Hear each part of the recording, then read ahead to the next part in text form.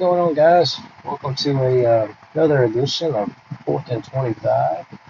I'm your host, Jay Ram. Hope you guys are having a wonderful Saturday out there. Stay cool, stay indoors if you can. It's been a very hot, humid week down here where I'm at in Mississippi. But hope you're having a great day. Hope you're enjoying your weekend, and hope you're all doing well. Thank y'all for tuning in. So we got a busy show today. We're going to go through a few things. Some news that broke earlier this week. This was originally not going to be on here, but this broke in the week, so I felt like I felt like talking about it just for a minute. So, if you remember, the Sun Belt Conference lost Texas State. They're moving on next year to the Pac-12, so the Sun Belt got to work on a replacement. Well, it didn't take them long. Louisiana Tech is returning to the Sun Belt, a conference that they were a member of years ago. Great news. Excitement seems to be pretty high in the Ruston area with the fan base, the university. There's a big time excitement about this move. They'll be renewing old rivalries with Louisiana Monroe and Louisiana Lafayette. And of course, Southern Miss, what do they call it, the Battle of Dixie or something. Plus, you'll have regional foes like Arkansas State, South Alabama. They'll all be very, very close. So, big news for the Sun Belt. This is exciting for this conference and exciting for this school. Always in Texas State was not fun, but they're moving on and keep it regional. So, I think this is a great move, and there seems to be a lot of excitement going. It says no later than July 1st of 2027. I'm going to assume that they get a deal done where they can move there next year, though, but we'll see what happens. So, a little more realignment news out there. Congrats to La Tech. Congrats to the Sun Belt. It didn't take them long to find them a replacement. Okay, so next up, well, it was SEC Media Days finished up this week in Atlanta, and all the coaches spoke and everything. Elijah Drinkwitz man, he was throwing the bombs at his. So one big question that came out of this, if you heard, and I wanted to just give my opinion on it real quick, there was obviously the talk about should the SEC go to 8 games? Should they stay at 8 games? Or should they go to 9 conference games? Seems to be a mixed bag of reviews. I know Kentucky's coaching is for it. Some coaches think that their 8 games is tough enough. But then you got some that want to say, you got other conferences saying they should so everybody can play the same, which I understand that. But my opinion of the matter is, sorry about that. All right, my opinion of the matter is, I see both sides of the aisleway. By playing 8, you still got a rigorous schedule. Plus, you can play a Power 4 non-conference school, and some schools technically play 9 tough Power 4 games because you got your rivalries like Florida, Florida State, Georgia Tech, Clemson, South Carolina, and Louisville, Kentucky. But I could also see why wanting everybody to play the same amount. But if you play 9 in the SEC, whew. So I've got mixed feelings on that. But whatever happens, happens.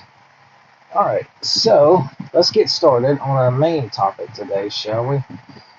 I said we were going to do top 10 team units per position.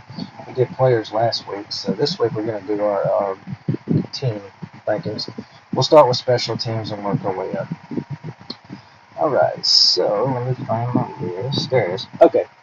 Top 10 special teams units entering the season. This is preseason, obviously. So, from the G5, I've got Miami, Ohio. It all starts, they have a kicker and punter by the name of Don Vizobin. He was 26 of 30 on his field goals last year. Lugo's a semifinalist, and he averaged 42 yards a punt. The return game struggled a little bit at 16.5 yards on returns on kicks, but it'll look to improve. But when you got a pretty good kicker punter, the same guy, that's pretty strong. So I got Miami, Ohio as my G5 best. All right, number 10. Texas A&M, we've got their entire special teams group is returning in 2025. It includes their kicker, Randy Braun, 20 of 24, long of 55. Punter Tyler White is back, almost 45 yards a kick. 25 of 46 punts went inside the 20-yard line. And Terry Bussey, who's a return specialist, is back. He averaged about 24 yards a return on kickoffs. At number 9, we've got Baylor from the Big 12. Of course, this ranking is a little iffy. It will depend on the kicker, as there is a battle between a couple of freshmen, Connor Hawkins and Rhett Armstrong. Excuse me. Rhett Armstrong had a long of 61 in high school, by the way. Outside of kicker, though, this unit's pretty strong. It has one of the best punters in the country, Palmer Williams, 49 yards average. 15 of his kicks went inside the 20. First team All Big 12. And the return game has Josh Cameron back, who averaged almost 21 on punt returns. Plus, you bring in Cole Wilson from Texas State, who had 4 returns last year for touchdowns on kickoffs. So, return game and the punting game looks good for Baylor. It's just going to depend on what happens with the kicker battle. At number 8, we've got Illinois. They return their dependable kicker, David Olano. I hope I said his name right. 17 out of 20 on his field goals, long of 50. Despite losing their punters, they hit the portal, and they did bring in Keelan Cummings from Purdue, who averaged almost 45 yards a kick, long of 61. 17 of his punts landed inside the 20. And their punt returner, Hank Betty, is also back. He's a dependable return man. All right, number 7, we've got Texas. The Horns hit the portal for a new kicker, and they got Mason Shipley, who was phenomenal at Texas State. 30 of 34, long of 60, first team All Sun Belt the last 2 years. And their punter, they got Utah's Jack Baumeister. I hope I said his name right. My apologies if I did not. He averaged almost 45 yards a kick, long of 62. 23 of his kicks also went inside the 20. Phenomenal punter for the Utes. Well, now he's at Texas. So the kicking games are going to be transfer dependent, but 2 really good transfers. Okay, number 6, we got Oregon at number 6. Just like A&M, they return their whole special teams group.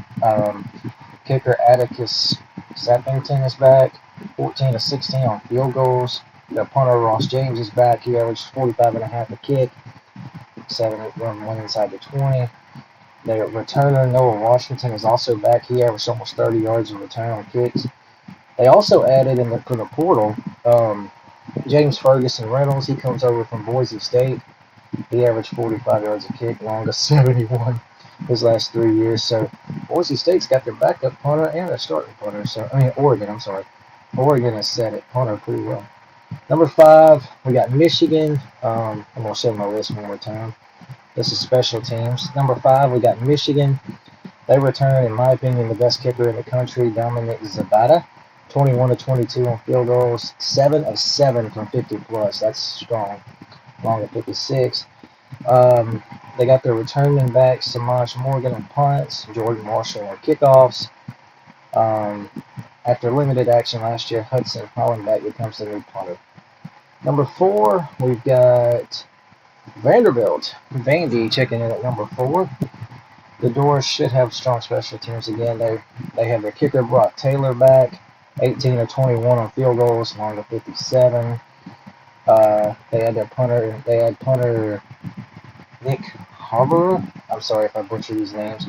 He averaged 41 yards a kick for Washington State last year.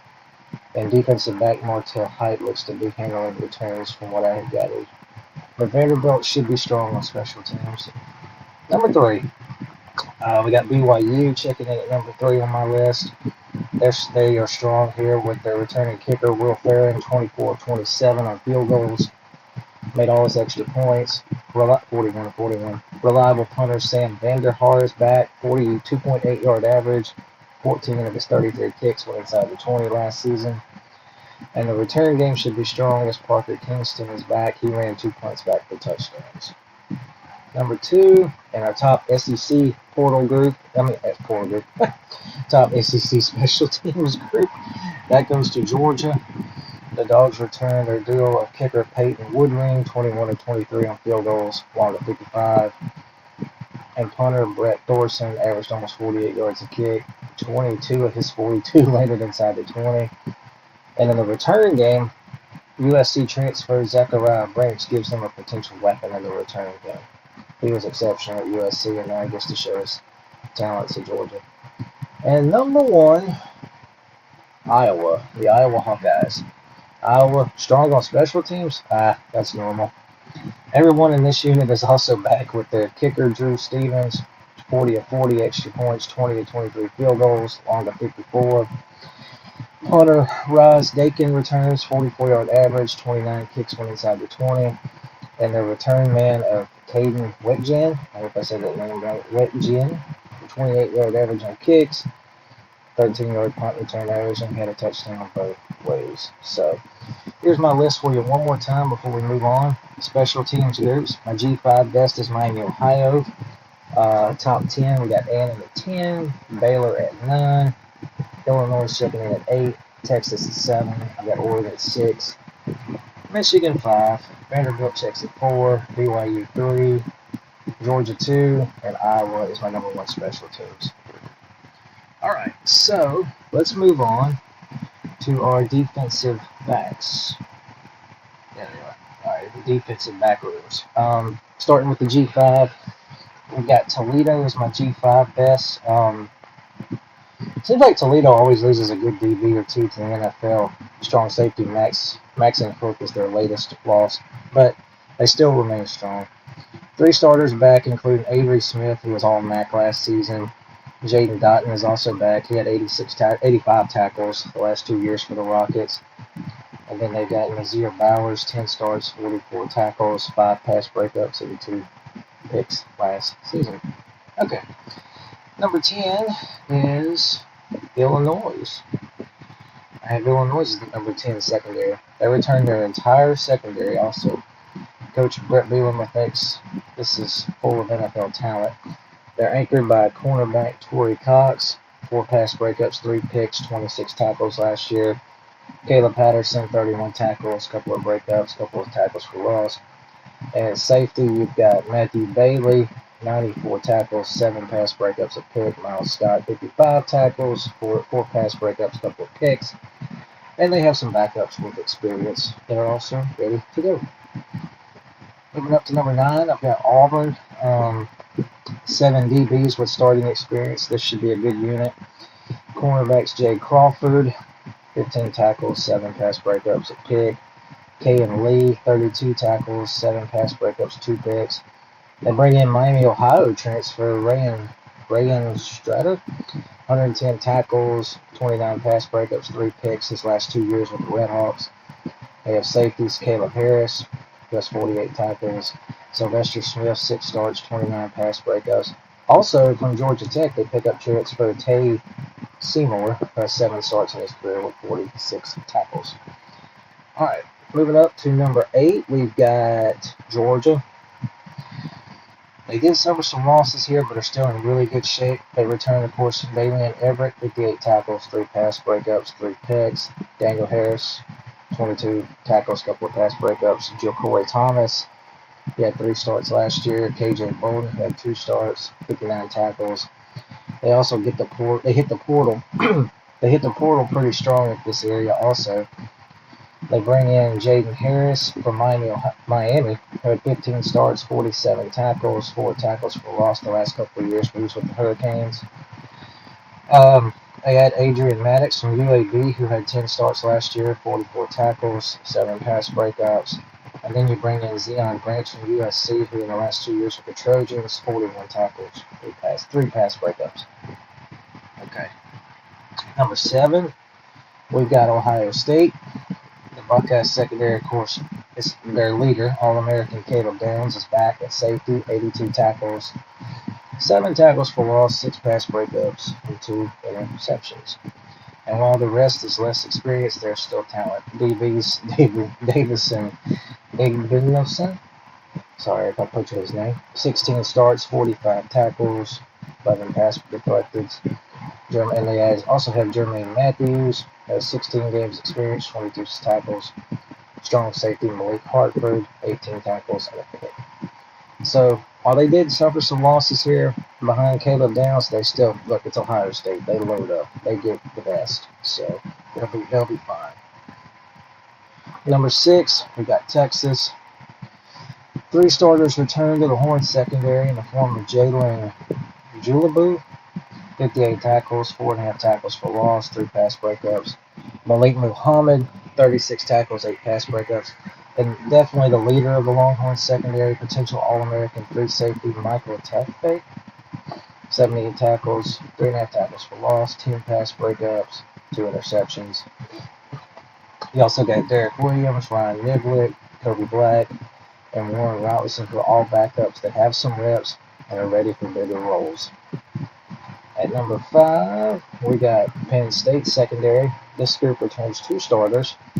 You got cornerback A.J. Harris, 48 tackles, 15 starts, 4 tackles for loss, 5 breakups. Free safety Zayik Wheatley has 96 tackles, 4 pass breakups, 3 interceptions. They also add strong safety King Mack Jr. He comes over from Alabama. He had 13 games with the Tide and 14 tackles, and the depth is good at this area for the Midlands. Number 4, we go to Texas A&M. The Aggies return 9 DBs with starting experience, including safeties Dalton Brooks, who was their number 2 tackler last year, 59 tackles, 4.5 tackles for loss.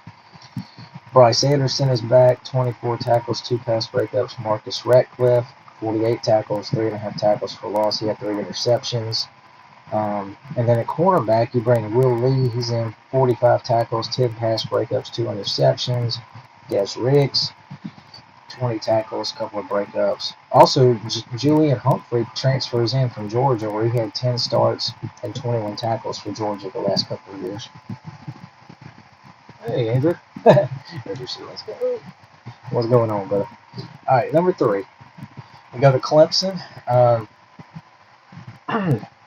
Clemson loses only 1 starter in their secondary. We got cornerbacks Avian Terrell, who last year 64 tackles, 3.5 tackles for loss, 13 pass breakups, 2 picks. You got Jaden Lucas, 33 tackles, 8 pass breakups. Safeties Khalil Barnes, 60 tackles, 4 interceptions. And you also got Ricardo Jones, 22 tackles. And then, of course, like I said, with Ohio State, it's Clemson. They got backups who are ready to go because we know how well they recruit.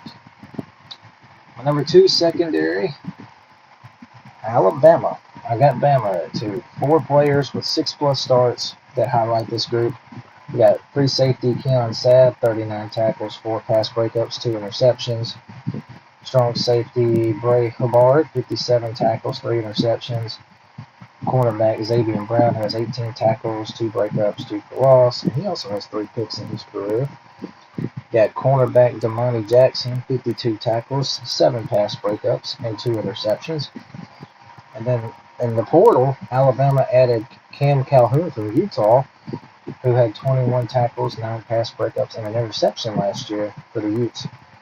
And they have, like some of these other programs, talented backups, highly talented recruits who are ready to go and hungry for their chance.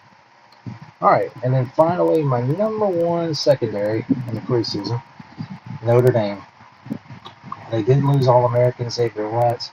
They should be fine. They look even more experienced as they're led by cornerback Leonard Moore, who's only a sophomore, by the way. 11 pass breakups as a freshman. You got rising talents Christian Gray, who has 3 interceptions, and safety Adon Schuler, who has 3 interceptions in his career also. So here you go, one last time. This is my top 10 secondaries. G5 best, I got Toledo. I've got Illinois at 10, Auburn at 9, Georgia 8, Ohio State 7, Texas 6, 5, Penn State, Texas A&M 4, Clemson 3, Bama 2, and Notre Dame checking in at number 1. All right, moving on. We're going to go to linebackers. Oh, did I go press the wrong button? That's good place here. Okay, linebackers. Here we go. My top 10 and G5 best linebacking groups. At the G5 level, I've got Old Dominion. This group is highlighted obviously by the return of 2023 All-American Jason Henderson. He was second team All-American that year. He took a red shirt last year because he was dealing with an ACL injury. But if he can stay healthy, guys, watch this kid at Old Dominion. He is a stud. He is a tackling machine, phenomenal player. Can he stay healthy though? He's also got two more. He's flanked by two more talents. Jahil Colbreth, 62 tackles, 7 tackles for loss, 11 starts. He was the number 4 tackler for the Monarchs. Plus, you bring Mario Thompson back, number 3 tackler, 65 tackles, 4 sacks, 5.5 tackles for loss, 5 quarterback hurries, 14 off offense. Plus, they added some transfer help, and they got pretty good depth for a G5 score at this position. So, keep an eye on Old Dominion as far as the linebacking group. Alright, number 10. I'll take this off for a second. My number 10 linebacking core, LSU. Whit Weeks had a coming out party last year. Whit Weeks was, oh my gosh, 125 tackles, 6.5 tackles for loss, 3.5 sacks, and looks for another huge year. This young man took the league by storm last year. He was exceptional to watch. You got Dahan Keys. He'll look for a bigger year. He had 4 starts last year, 31 tackles for the Tigers. And then, of course, Harold Perkins is returning. He looks to recapture his 2023 magic because last year he dealt with injuries and missed all but 4 games. If Harold Perkins can stay healthy, the 1-2 combo of Harold Perkins and Whit Weeks will be nightmare trouble for SEC offenses. At number 9, I got Bama. Deontay Lawson, the wrecker as I call him, 76 tackles, 2 sacks, 4.5 tackles for loss, 4 pass breakups. He's back. He did miss the last couple of games due to injury, but you've also got Justin Jefferson, who has 60 tackles, 2 sacks, 4.5 tackles for loss. Deshaun Jones, 13 games of action, 23 tackles. He started 10 games at Wake Forest in 2023 before he transferred to Bama. And then in the portal, Alabama got help from Colorado as they added Nick High-Heeled Green, who had 11 starts, 82 tackles, and 2 sacks last year for the Buffaloes. So, needless to say, Alabama should have another solid, strong linebacking core. At number 8, we go to Oklahoma. Even though they lost Danny Stutzman, who was such a treat to watch for the Sooners, they returned 6 linebackers to their starting experience. Kip Lewis, 65. 65 tackles, 4 tackles for loss, 2 interceptions. Kobe McKenzie, 30 tackles, 1.5 sacks, tackle for loss. They also add from the portal Kendall Daniels from Oklahoma State. Oklahoma State players transferring to Oklahoma. He joins the Sooners after 64 tackles, 5.5 sacks, 5 tackles for loss last year for the Cowboys. Plus Samuel Osmagaho, Samuel Omos Agahu, 39 tackles, 5 tackles for loss, and 2 hurries. Plus Kendall Doby, 49 tackles last year, and James Nesta had a couple of tackles too. So, should be another strong linebacking core for the Sooners. Checking in at number 7, we got Georgia. Another case of loosen, but should still be strong. C.J. Allen is back, 76 tackles, 5 pass breakups, 5 hurries. You also got Raylan Wilson, 47 tackles, 5.5 tackles for loss. Star position player Jonell Aguero, he had 26 stops last year. And in the portal, Georgia picked up Army's Elo Merdaz, who was a treat to watch last year at Army, but now he comes to the SEC. 14 starts last year, 34 tackles, 6.5 sacks, 13 All-AAC, and they, of course, have a group of talented young linebackers waiting in the wings. But let me tell you something. If you didn't watch Army play last year, Elo Merdaz was one of their big reasons why they were so good. One of the reasons. But a huge get for Georgia. Number 6 is we got Clemson. Their number 1 tackler, Wade Wadaz, is back. 89 tackles, 3 sacks, 7 tackles for loss, 6 pass breakups, 10 hurries. He takes over pretty much as the main backer after Barrett Carter moved on. He's flanked by Sammy Brown, 87 tackles, 5 sacks, 6.5 tackles for loss, 4 pass breakups, 3 hurries. We got nickelback Ashton Hampton. If you don't know what nickelback is, it's kind of like a linebacker DB hybrid position. Ashton Hampton, 30 tackles, And then, believe it or not, Clemson used the transfer portal. Dabo used the portal? What? Sound the alarms. Um, he brings in Jeremiah Alexander from Alabama, where in 24 games he had 10 tackles for the Tide. Number 5, we got Penn State. Despite the loss of Tony Rajas, they should be. Oh wait, no, I'm sorry. Penn State did lose some guys, but they do bring back Tony Rajas, 58 tackles, 5 tackles for loss, 4 pass breakups, 3 interceptions. Dominic DeLuca is back, 5 starts, 40 tackles, 3 picks, 3.5 tackles for loss. Nickelback Zegan Tracy's back, 4 starts, 35 tackles, 2 picks.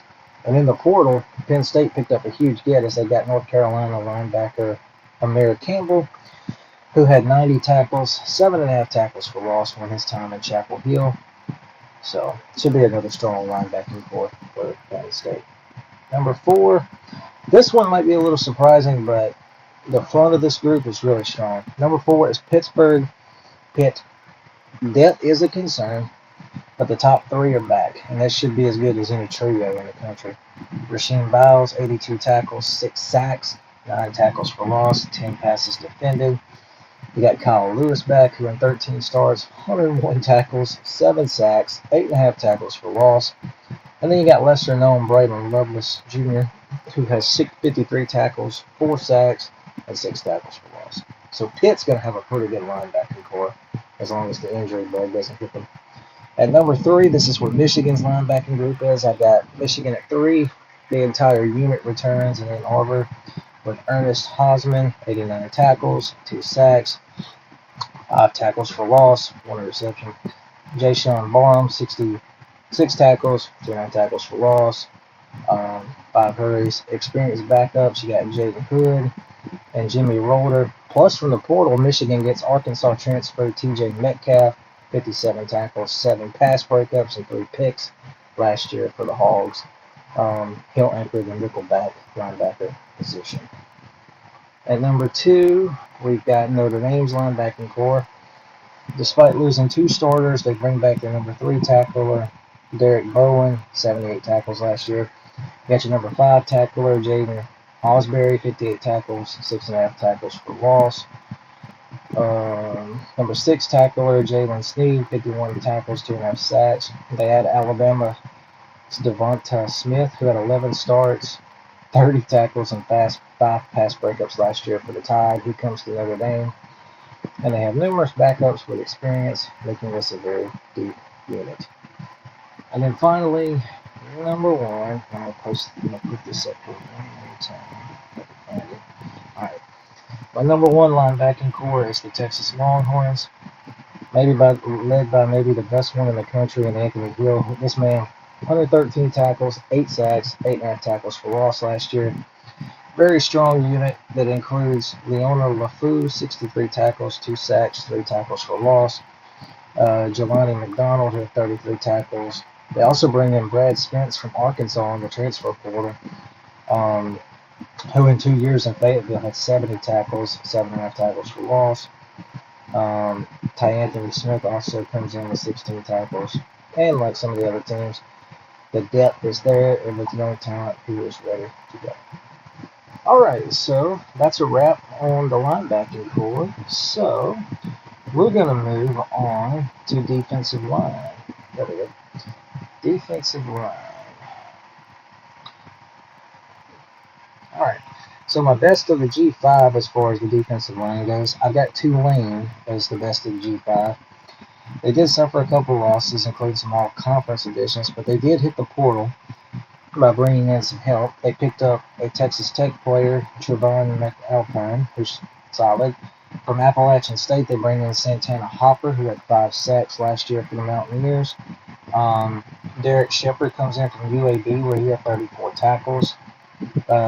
Jordan Norman comes from South Alabama, who had 25 tackles and 9 starts. Elit Naimi, 25 tackles for Liberty. And plus from Southern Mississippi, they bring in Armandus Cooley, who had 7 games of experience. But at defensive tackle, they do return all-conference performer Cameron Hamilton, who had 4.5 sacks last season for the Green Wave.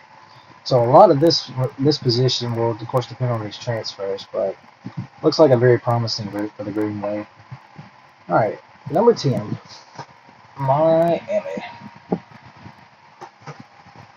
And Miami. The Canes do lose contributors, but the clipboard is not there.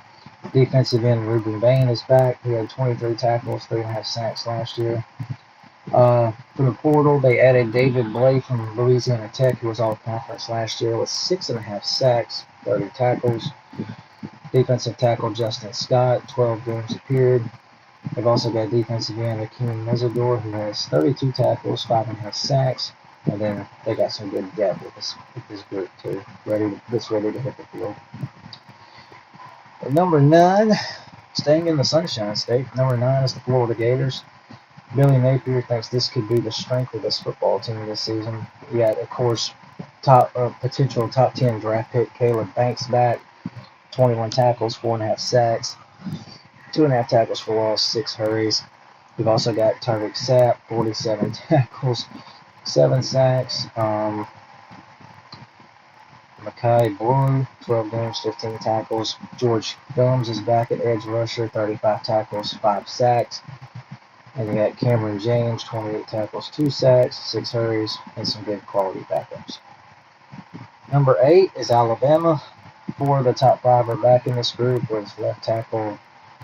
4 of the top 5 are back on the D-line with LT Overton, 42 stops, 42 tackles, 2 sacks, 9 hurries. James Smith, 20 tackles, 2.5 tackles for loss, 9 hurries. Tim Keenan, 40 tackles, 2.5 sacks, 5 tackles for loss.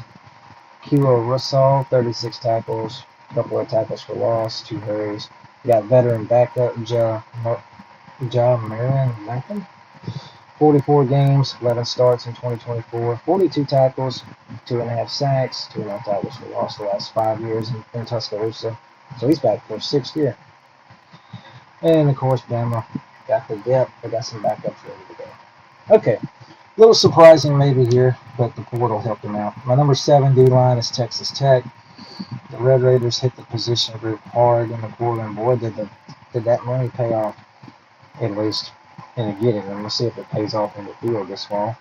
But they bring in David Bailey from Stanford, who had 31 tackles and 6 sacks last year. They bring in nose tackle Lee Hunter, who's from UCF, 45 tackles, 8.5 tackles for loss.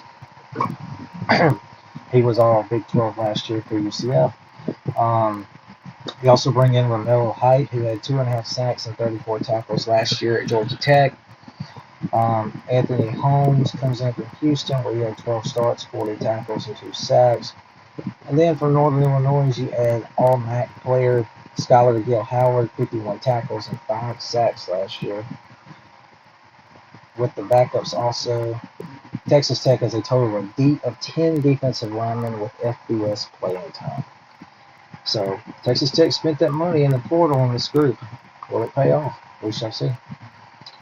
Number 6 is Notre Dame. They did lose 3 starters. The only one, the main returner, is Joshua Burnham. 10 starts, 2 sacks, 4.5 tackles for loss. But there's young U.S. ready for more snaps, including defensive tackle Jason Onyee. 18 games played last 2 years, 24 tackles. Nose guard Donovan Hennish, 5.5 sacks the last 2 years. You got Bobakar Traore, 2 starts, 11 tackles last year. And defensive end Jordan Voltaho, who had 10.5 sacks for the Irish for 2021 through 2023. And then they picked up a transfer from Louisville, and I don't know why his name is not on here, but he had 32 games, 9 sacks the last 3 years. So that's Notre Dame. At number 5, we've got Michigan. Despite losing 3 starters on this group, they will reload and should be still a huge force. You got Derek Moore, who's back, 23 tackles, 4 sacks, 2 tackles for loss, 4 hurries. TJ Guy, 32 tackles, 5.5 sacks, 6 hurries. And then, of course, Rashawn Berry, who in limited action, 29 tackles, 2 tackles for loss, 1.5 sacks. And he's expected to take the next big step for Michigan on this group. And in the portal, Michigan added Damian Payne from Bama, who had 31 games and 30 tackles the last 4 years for the Crimson Tide. And then they added Trey Williams of Clemson, who had 44 games with them, 40 tackles, 4 sacks. That's been in the last 5 years. At number 4 on my defensive line, we got Iowa. 6 of their top 8 are back with Ethan Hurkett, who had 127 tackles, 7.5 sacks the last 4 years, also 14 tackles for loss. Aaron Graves, 85 tackles, 11.5 sacks, 8.5 tackles for loss last 4 years. Max Llewellyn, 38 tackles, 8 sacks last 3 years. Iowa also got portal help as they brought in Jonah Pace from Central Michigan. He had 12 starts and 34 tackles and 4 sacks for the Chippewas. Plus, FCS All-American Bryce Hawthorne comes from South Dakota State. Great program. 14 starts and 4.5 sacks in his time with the Jackrabbits. He'll look to be a force for the Hawkeyes. My number 3 defensive line is Penn State. Penn State did suffer, of course, some losses here too, but they should again be strong. You got Zane Durant back, 42 tackles, 3 sacks, 8 tackles for loss. Donnie Dennis Sutton, 42 tackles, 8.5 sacks, 4.5 tackles for loss, 9 hurries. That's a pretty strong deal itself. And then you got Zura Fisher, who's also back, 3.5 sacks last year. Alonzo Ford, who saw some limited action, and James Franklin says that they are solidly 2 deep across the D line. We'll see if they can stay healthy. All right, number 2. My number 2 D line, Clemson. This group returns 3 starters. T.J. Parker's back, 64 tackles, 11 sacks, 8.5 tackles for loss, 13 hurries. Peter Woods, 32 tackles, 3 sacks, 5.5 tackles for loss. DeMonte Capehart, 27 tackles. And then you got a portal addition. Let me repeat that. Clemson used the portal. And Will Hildit, who comes over from Purdue, who had 12 starts at Purdue with 68 tackles, 5 sacks, and 6 tackles for loss. And plus the Tigers have their traditional depth at that position, it seems like. And my number 1 defensive line, Oklahoma. This one might get a laugh or two, I don't care. Oklahoma's going to be strong on the defensive line. They were good on defense last year, but they should be good again this year, especially up front. They have 3 starters back. R. Mason Thomas, 23 tackles, 9 sacks, 3.5 tackles for loss. He was second team All-SEC. Grayson Hilton, 30 tackles, 5 sacks. Jaden Jackson, 30 tackles. They're all back. They also went to the portal and added Marvin Jones from Florida State. He had 9 starts, 25 tackles, and 4 sacks last year for the Seminoles. And they also had several quality backups, making this my number 1 ranked defensive line. Alright, here we go. One more time for you before I take a break. Top 10 G lines. You see Tulane is my best of the G5. Number 10 is Miami. Florida is 9. You got Bama 8. Texas Tech 7. Notre Dame 6. Michigan checking in at 5. Iowa 4. Penn State 3. Clemson 2. And Oklahoma at number 1. Alright, guys. So, we've done special teams and we've done defense. So we're going to take a quick break, and when we come back, we're going to keep rolling. We're going to get into our offensive position rankings for teams. Take a quick break, and we'll see y'all in a minute.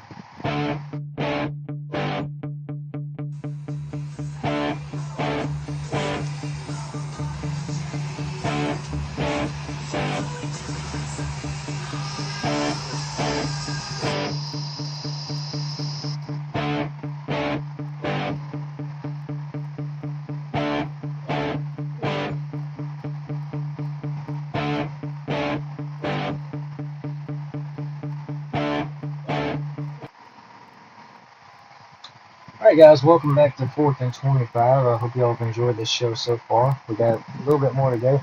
Before we get into my top 10 offensive position rankings, any of y'all coffee drinkers out there? Y'all like coffee? I know I do. I have a coffee shop here in town called Zode Coffee. This place is delicious. This was my cappuccino dulce, cinnamon dulce. I think that's what they call it. But anyway, good coffee shop. Alright, cheap plug there. Okay. Top 10 offensive lines. Let me find my list real quick. There we go. Alright. So, let's look at our top 10 offensive lines. There's two G5 teams on this list, so I did a G5 next best because the other one's in the top 10. So, my big hog mollies up front. My G5 next best is the team that won the Joe Moore Award last year for the best offensive line in the country. Most outstanding. The Army Black Knights. They only allowed 6 sacks and paved the way for 300 plus rushing yards a game. Most of the group is unfortunately gone, but they do return 2 starters with Paulo Gennaroli at right guard. And then, of course, phenomenal center Brady Small is back for the Black Knights. The other projected 3 starters are less experienced, with 45 games played amongst them, but they should get better with more time and reps, and they also have some backups with some experience as well. So, should still be a strong group for Army. They might take a small step back, but it should still be a really good group for the Black Knights. Okay, number 10.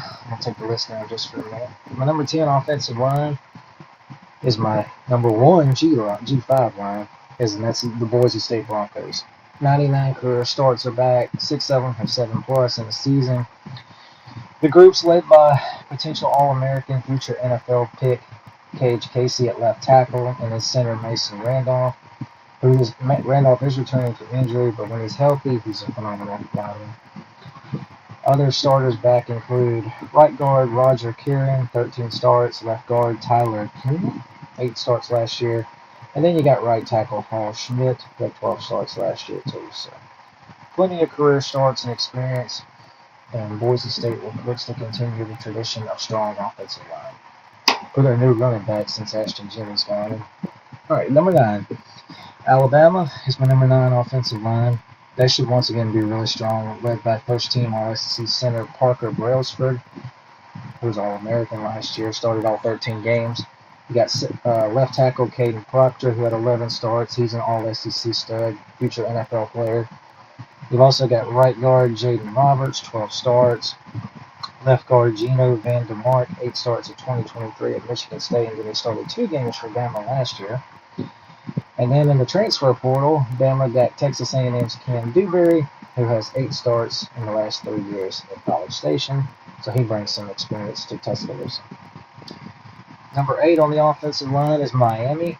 Despite the loss of 2 starters, this group has a combined 87 starts, with left tackle Marco Bell, has 5, second team All-ACC right tackle Francis Malagoa, who has 26 starts, kind of one of the veterans. Left guard Matthew McCoy, and then you got who has 12 starts. Right guard Inez Cooper, who has 27 starts. And then in the portal, Miami adds James Brockemeyer from TCU, who had 12 starts for the Frogs. Really good portal pickup that should help on their offensive line.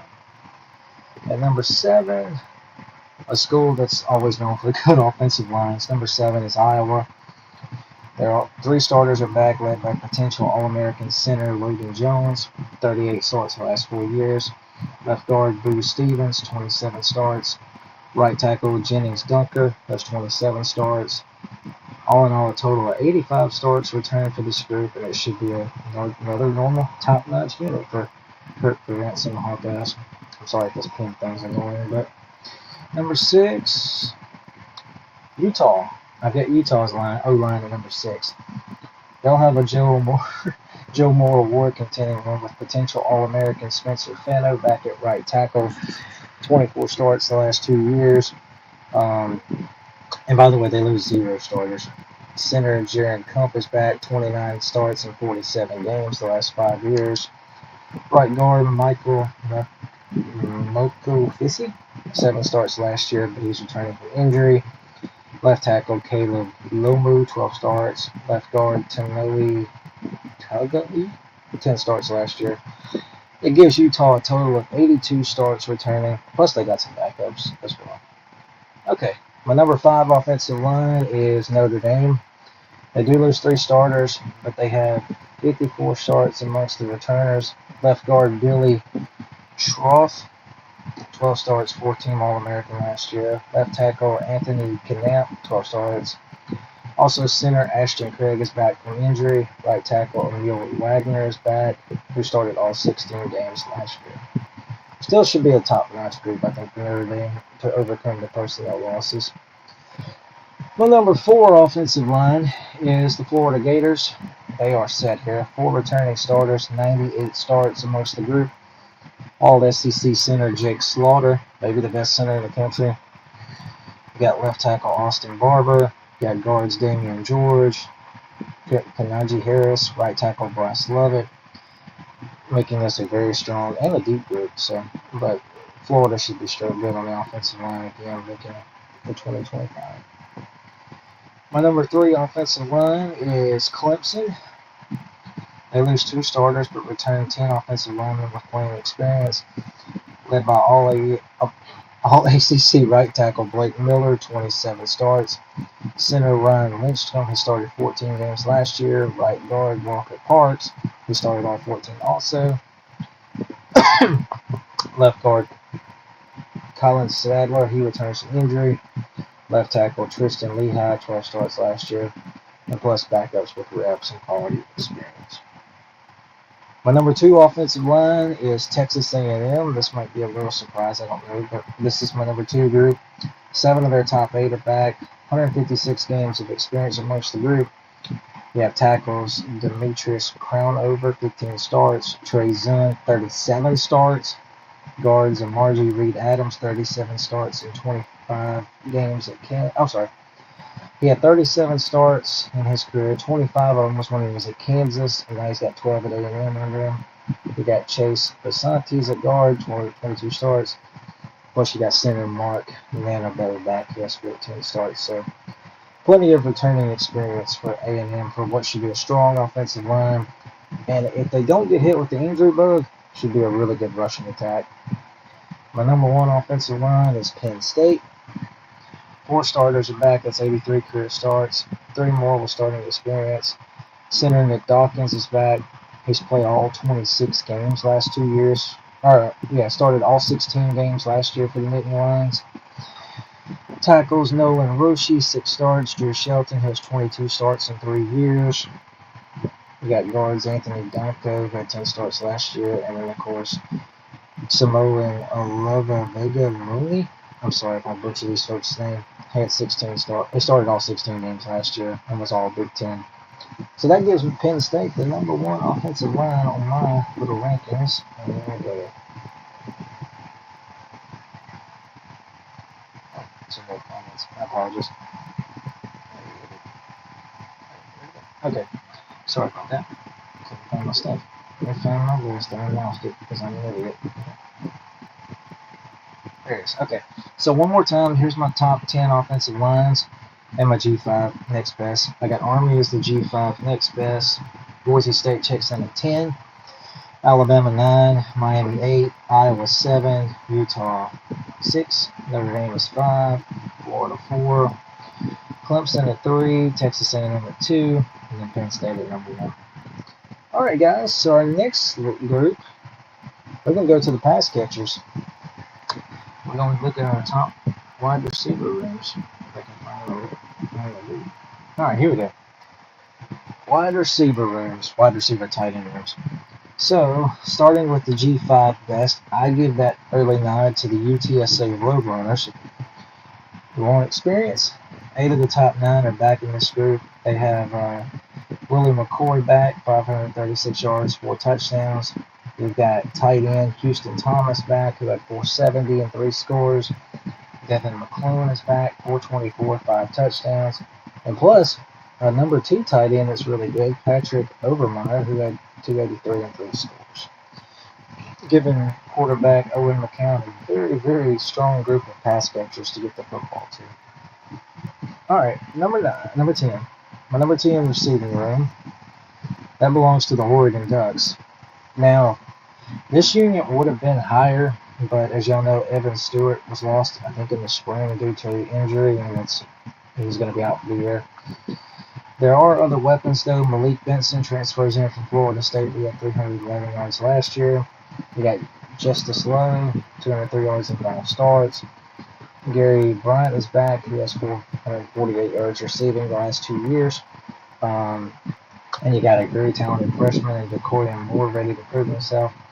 The tight end room features Kenyon Sadiq, 332 the last 2 years. And then you got Louisville transfer Amie and Johns, who could also be a pivotal weapon for the Ducks passing attack. At number 9, my number 9 receiving core, we got the Indiana Hoosiers. They returned their top 2 receivers, Elijah Surratt, 957 yards, 8 touchdowns last season, 18 yards a catch. Plus, you got Amar Cooper back, 594, 7 touchdowns, 21 yards a catch. Plus, in the portal, they added Appalachian State's Mekhi Jackson, 745 last season, 16 yards a catch. Jonathan Brady comes in from Cal, where he had 386 and 11 yards a catch. And at tight end, Holden Staes, S-T-A-E-S, Staes, he comes into Indiana after 2 years at Notre Dame, where he had 187 yards.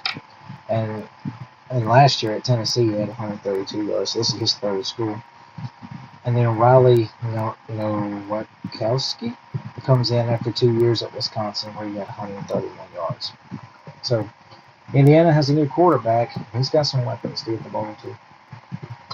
The number 8 receiving tight end room is the Georgia Bulldogs. Georgia's known for producing tight ends. They got 2 strong ones back in the form of Oscar Delp, 248 receiving, 4 touchdowns last year.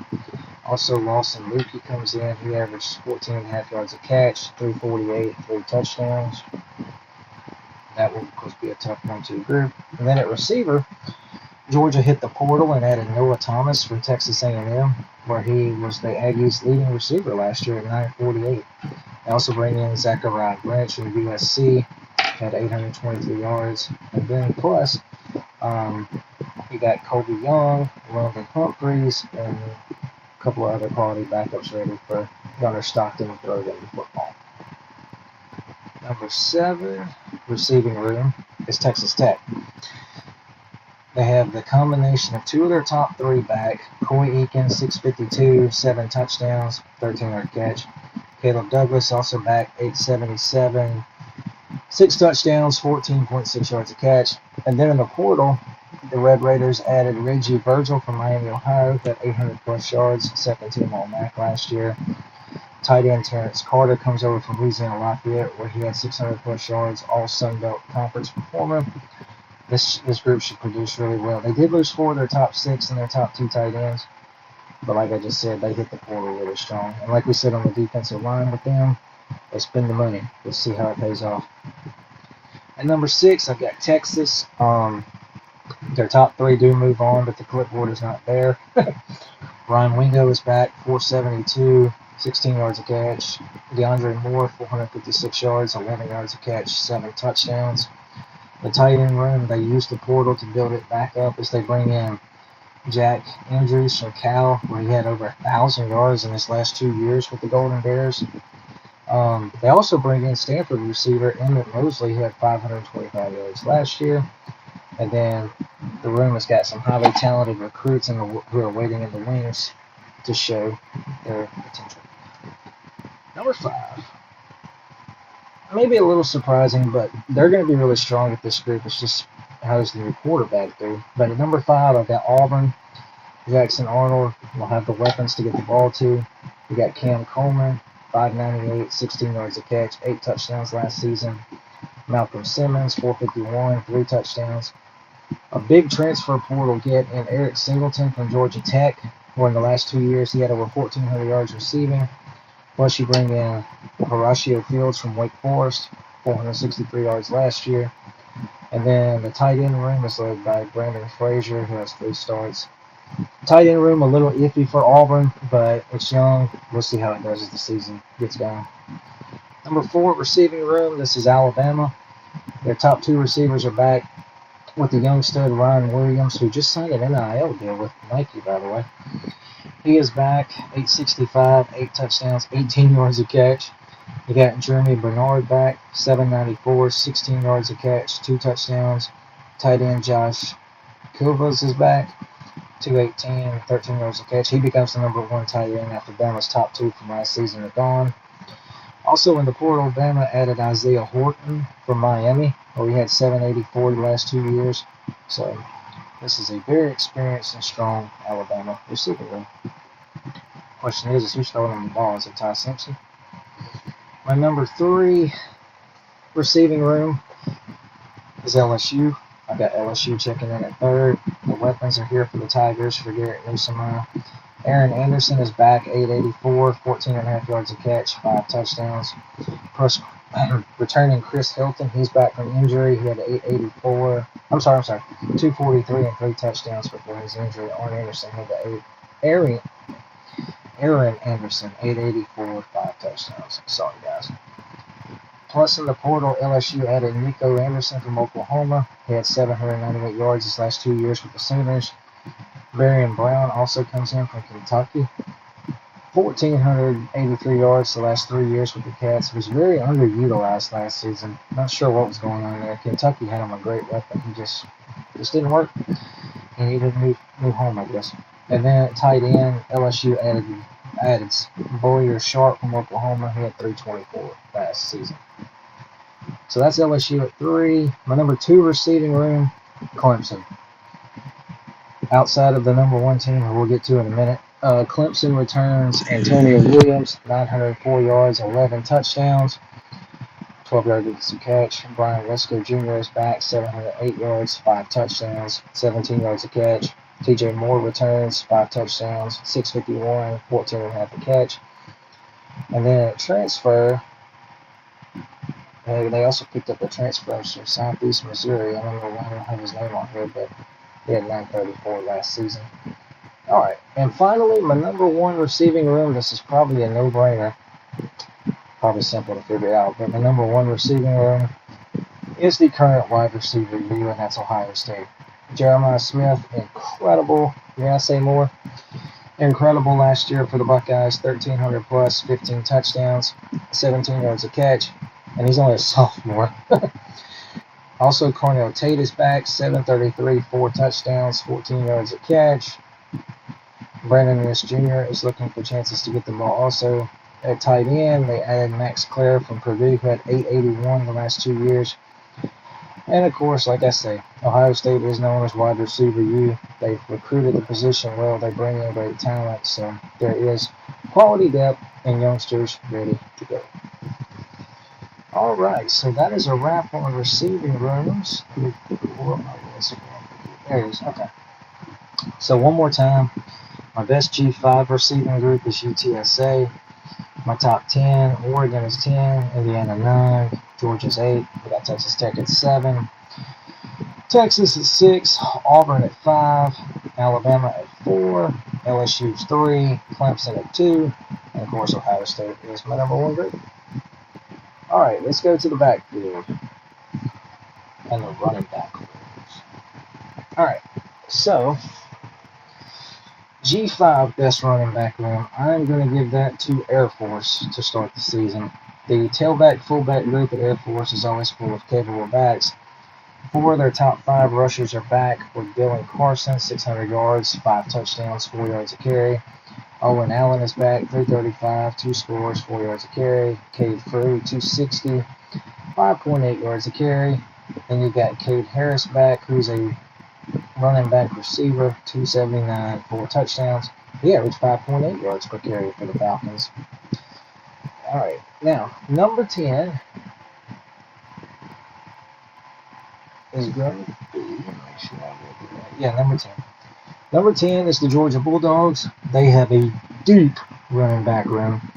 It features Nate Frazier, 671, 8 touchdowns, 5 yards a carry. You got Chauncey Bowens, who's ready for more action after very limited action.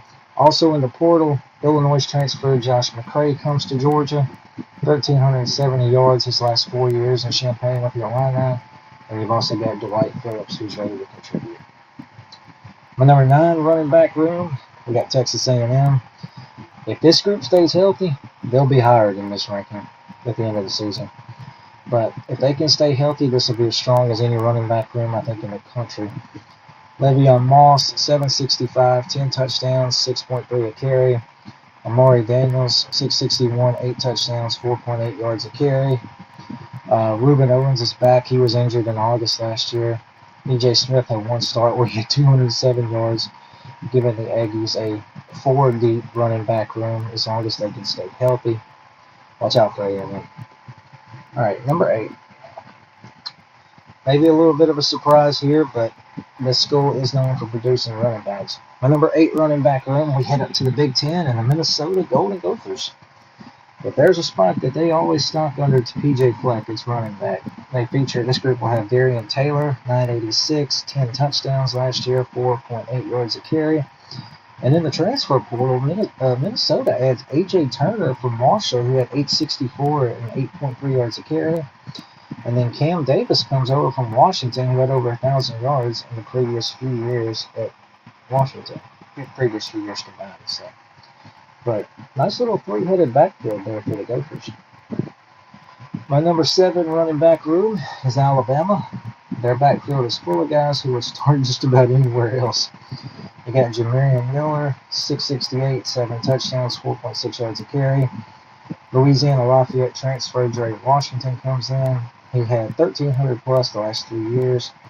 Richard Young is back. He has 170 yards in 2 years of limited action. And then you got Daniel Hill, who's also got limited action, but he's ready for more touches. Plus, it's Bama. We know their running back room's usually strong. All right, number 6 is Oregon. I've got Oregon at 6. Their running back room is deep. They have Tulane transfer McKee Hughes, phenomenal player in 2 years with the Green Wave. He had over 2,700 yards and 5.3 yards a carry. A great portal addition for the Ducks. Noah Winnington is back, 540 yards, 6 touchdowns. They also add from D2, Northwest Missouri transfer, Jay Harris comes in.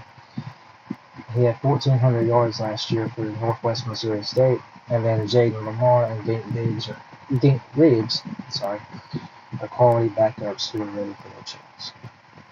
Number 5 running back room, that goes to Oklahoma. The Sooners return their top 3 running backs. Javonte Burns, 577, 5 touchdowns. Taylor Tatum, 278, 3 scores, 5 yards a carry. Xavier Robertson is back, 233, 4 scores, almost 5 yards a carry. And then to top the cake off, they get Jaden Ott from Cal in the transfer portal. He had over 2,500 yards in 3 seasons with Cal. So the Sooners are set at running back. They got 4 dependable running backs. Number 4 on my running back room. This might be another little bit of a surprise. Number 4 is Louisville, the ACC's best backfield entering this year, in my opinion. Features the very, very electrifying Isaac Brown. He had 1,100 yards, 11 touchdowns, 7 yards a carry. They also bring back Duke Watson, who had 597 and 7 touchdowns, and almost 9 yards a carry. Kenjon Brown is back also, 243, 3 scores, 5 yards a carry, giving the Louisville Cardinals 3 dependable weapons in the backfield. And with Miller Moss coming in from USC at quarterback, he'll be happy to get them cats involved. My number 3 backfield goes to Texas. The Horns backfield is loaded with talent and returning Quintrivian Wisner, who had 1,000 yards, 5 touchdowns, 4.7 yards a carry. C.J. Baxter is back after missing last year due to an injury. Hopefully he can stay healthy. Jarrett Gibson, 377, 4 touchdowns, 4.8 yards a carry. And then you got freshman Christian Clark ready for his opportunity after being out last season because of the injury bug too. So kind of like their arch rival A&M, if Texas can avoid the injury bug, they'll be strong at that position. Probably will be regardless. Number 2, Notre Dame. Outside of Penn State, who we'll get to in a minute, Notre Dame is home to probably the next best 1-2 punch at running back in college football. You got Jeremiah Love, 1125 rushing, 17 touchdowns, 6.9 yards a carry, phenomenal. Jordan Price is also back. He had 746, 7 touchdowns, 6.2 a carry, and 1,000 plus yards his last 3 years for the Irish. So that right there is pretty strong 1-2 combo. We've also got youngsters Aeneas Williams, 219, 6.4 a carry, and then Kadrian Young, 5.5 a carry, who saw limited action, giving Notre Dame a very stocked running back room. All right, and finally, my number 1 running back room. To me, this is a no-brainer. is Penn State. They got the best running back room, in my opinion, entering the season. There's no tandem like Katron Allen, 1,100 yards rushing, 12 touchdowns, 6.4 yards a carry, 2 receiving touchdowns, and then you got Nicholas Singleton, who's also back, 1,000-yard rusher, 12 scores, 6.4 a carry, also caught 5 touchdowns. So between those two, that's 24 touchdowns, over 2,100 yards rushing coming back. So Penn State's going to be good at running back. They're set, barring injury. Quentin Martin and Corey Smith also get Penn State experience, reliable backups. All right, so one more time. Here are my running back rooms. The G5 number 1 is Air Force, and then the top 10, I've got Georgia at 10, Texas A&M at 9, Minnesota 8, Bama 7, Oregon 6, Oklahoma 5, Louisville 4, Texas 3, Notre Dame 2, and Penn State, my number 1 running back room. All right, guys, so we're down to our final position group. I think y'all know what it is. The commander, the quarterback. All right, so here we go.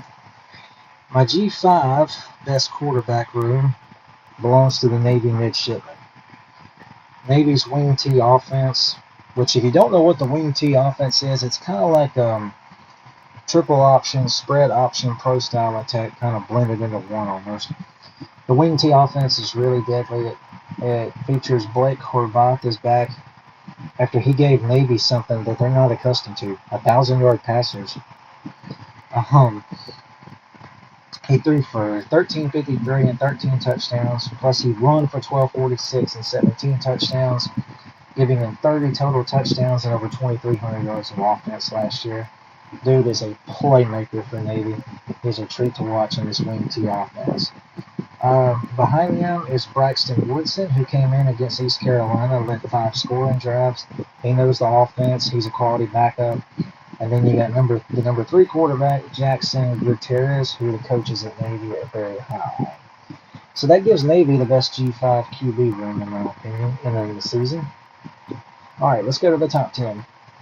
So I couldn't decide on a number 10 for my quarterback rooms, so I actually went with 2. So it's technically a top 11, but we got 2 that are in 10th place. We'll start with SMU. One of the ACC's best QBs is back in the form of Kevin Jennings.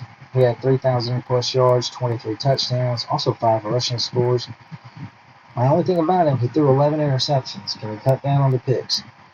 His backup, it don't get much more experience than this cat. His backup is Tyler Van Dyke, who at Miami passed for over 2,900 yards and 25 scores under Miami's OC at the time, Rhett Lashley, who is now the head coach of SMU, by the way. Tyler Van Dyke was at Wisconsin last year, but he tore his ACL. And he could also play, just something to think about, he has a red shirt. He could play in 4 games and then use his red shirt if he needs to. And he could be the guy next year for SMU. But who knows? Youngster Ty Hawkins is also a very good dual threat quarterback who looks to be the future of the offense for the Mustangs. My other number 10 group is the Florida Gators. DJ Lagway, obviously, came in late last year, led big wins over LSU and Ole Miss. He finished the season really strong, 1,900 plus yards passing, 12 scores. Now he's ready to be the guy. Backup Harrison Bailey is a transfer from Louisville, where he passed for over 1,100 yards. But this is also his 4th go. He's been at Louisville, UNLV, and Tennessee. At number 9, this is Miami, the quarterback room. Number 9, Cam Ward, of course, gone to the NFL. So what does Miami do? Carson Beck, the Georgia transfer, 3,000-plus yard passer last year. Questions about Carson Beck, this is just my opinion. Obviously, is he healthy? I think he's going to be healthy. Is he committed? Is he committed to being a college quarterback this year in Miami? Is he committed to helping the Canes be a winner? Or is he more focused on Ferraris and girlfriends being in South Florida? We'll see. Backup Emory Williams is back. He is just as experienced. Number 2 is Annie. He threw for 657 and 2 touchdowns these last couple of years at Miami. And then behind them are the untested Luke Nickel and Jared Anderson. My number 8 quarterback room is Oklahoma.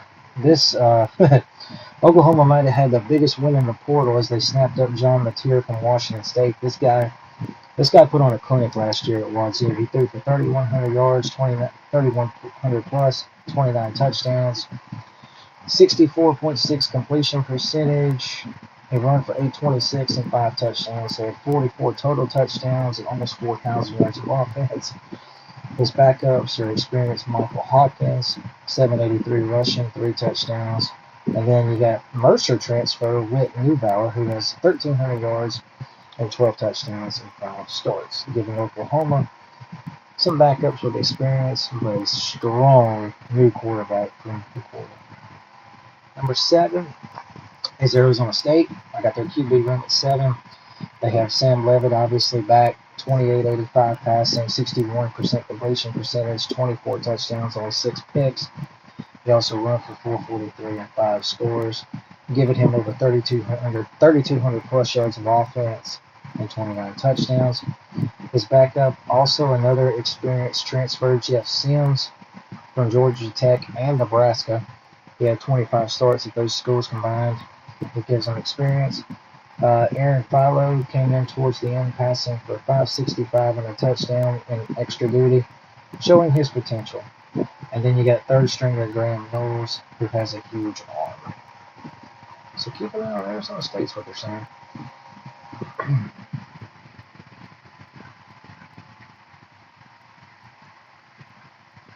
Okay, number 6, Georgia Tech. They have my number 6 quarterback room. It all, of course, starts with Haynes King, who is a tremendous playmaker. He passed for 2,100 yards, 14 scores, rushing for 587 and 11 scores. He was injured some. That's where Aaron Philo came in. I apologize. I don't know how my notes got mixed up like that, but Aaron Philo came in. He threw for 565 and a score. So that gives Georgia Tech a quality number 2 quarterback. All right, number 5. This is Penn State. Drew Aller is back with one more shot to win him a national title. He should be one of the nation's best QBs, obviously. He passed for 33, 27, 24 touchdowns, 6 rushing touchdowns. His backup, Jackson Smolik, is a great athlete who could have his own run package. Keep an eye on that. And then, of course, the backups are less experienced. Number 4 quarterback room, South Carolina. This is where I got the Gamecocks. You got Lenore Sellers, who's obviously back, 25-34 passing, 18 touchdowns, 65.6 completion percentage, 7 touchdowns rushing. And behind Lenore Sellers, you got Ohio State transfer Aaron Noland, obviously highly talented prospect. And then you got the veteran Luke Gotti. I didn't even know he was still on the roster. He's thrown for 25-43 his last 5 seasons. So South Carolina State at quarterback. My number 3 quarterback room is Texas. Arch's time. It's Arch's time. He made 2 starts last year, passing for 939 and 9 touchdowns, 2 picks, 68% completion percentage, also 4 rushing touchdowns. Now it's his team. His backups are Troy transfer Matthew Caldwell, who passed for 1608 and 13 scores last year. And then you got youngsters Trey Owens and KJ Lacey waiting in the wings. Number 2 quarterback room, I'm giving this to the LSU Tigers. Obviously, Garrett Nussmeier, another one of the country's best that's returning, and a Heisman contender. The stud threw for 4,000 yards last year, 29 touchdowns, 64% completion percentage. Can he cut down on his interceptions? We shall see. His backup is Mississippi State transfer Michael Van Buren, who passed for 1,886 and 11 scores last year for the Dogs. And then you got Colin Hurley and Jujon Johnson are the running threats at the position. All right, and our final one, our number 1 quarterback room, Clemson. Another one of your preseason Heisman favorites is back. Cade Klubnik, 36-39 passing, 36 touchdowns. Also running for 473 and 7 touchdowns, giving him over 4,000 yards and 43 scores last season. His backup is Christopher Benenza, who has a little bit of experience. And then the rest of the group, highly talented prospects, but they're just unproven. But that gives Clemson the number 1 quarterback room. All right, one final time. Here are my quarterback rooms. G5 best, I give that to Navy. I put 2 schools at 10 because I struggled separating them. Florida and SMU. I got Miami 9, Oklahoma's 8, Arizona State 7, Georgia Tech 6, Penn State checks in at 5. I got South Carolina at 4, Texas 3, LSU 2, and Clemson at number 1. Alright guys, that is it on that. So we're going to take another break, and we're going to wrap this show up with our non-football segment. We're going to talk about my favorite, Amie and Johns, my fiance, she helped me out with this. We're going to give you our top 5 fruits for you fruit lovers out there. See you guys in just a minute. Look at me, I'm lost at sea, circling eternally. Come and help me from this insanity. Where am I disgrace? I hate to see your face. I wanna see you drown in your sorrow. You know I know I'm not the same. I'm fading away, I'm falling into my grave. Alright guys, welcome back to 4th and 25 with J-Ram. We're going to put a wrap on the show with our non-football segment. As we do every week, we do something non-football towards the end. Usually it's food related, but every now and then it won't be. But for this week, we're going to do the top 5 our favorite fruits for you fruit lovers. So I had my fiance help me out with this list, so this is what we came up with. Our number 5 favorite fruit, pineapples. Very sweet, really, really good. Sorry, SpongeBob SquarePants, I did not mean to cut your house in half. But no, pineapples are really good, really sweet. They're even not bad grilled. They can actually be good on a burger, depending on what kind of burger you're having. But work good in smoothies, slushes, all kinds of stuff. But we enjoy the taste of good pineapples. At number 4, bananas. That's a lot of bananas. Bananas checks in at number 4. We love bananas. Just peel them and eat them, baby. They're good. Love the taste of them. They also go good on pancakes and other kinds of things like that. But we love bananas. Bananas are really, really good. Number 3. This would probably be number 1 for me if it was just my list. But like I said, we had help. I had some help with this. Number 3. Good old blueberries. I love blueberries. I love blueberry pancakes, blueberry jelly.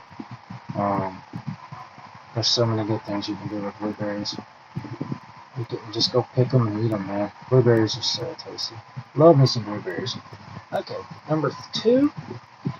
This one probably would have been a little lower for me, but like I say, my missus helped me and she loves these. My dogs love this.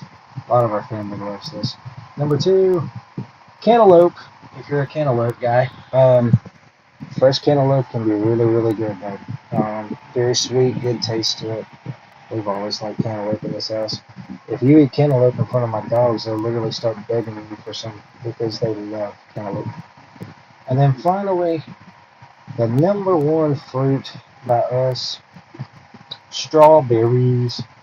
Whether you want them dipped in chocolate or if you just want them cut, eat like that, if you want them in a salad, if you want them mashed up on a cake, it doesn't matter. Strawberries are delicious, so freaking good. Love us some good old strawberries. Alright, so one final time. At number 5, pineapples. Number 4, bananas. Number 3, blueberries. Number 2, the cantaloupe. And then finally, the number 1, good old strawberries. Alright, this is the longest show I have done to this date. But it's been fun, guys. I appreciate y'all so much. Thank y'all for watching. We're going to do one more show next week. We are going to do